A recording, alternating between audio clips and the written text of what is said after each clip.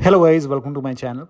Today in this video I'm going to show you how to fix slow typing issue on your iPhone after the update. To fix it, go to settings, tap on settings.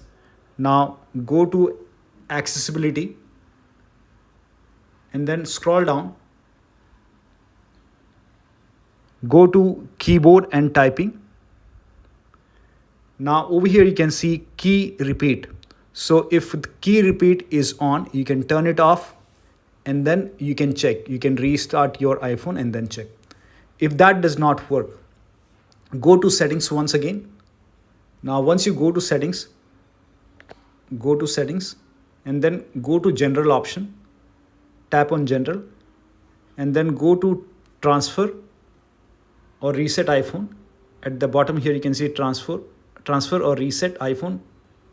Tap on it and here you can see the reset option. Hit reset and over here you have to select the option that is reset keyboard dictionary.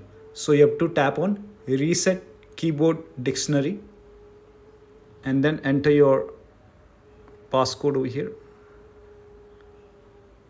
Now this will delete all custom words you have typed on the keyboard, returning the keyboard dictionary to factory defaults.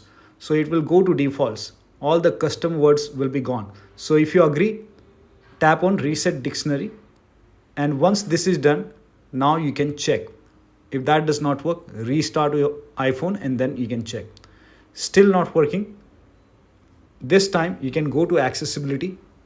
So go back, go to accessibility and then go to keyboard and typing once again. And over here you can find slow keys. So if the slow key is on, you can turn this off and then you can check. If that does not work, restart iPhone and then check. So one of the steps shown in this video should help you to fix slow typing issue on iPhone after the update. So that'll be all. Thank you so much for your time and please like this video and subscribe to my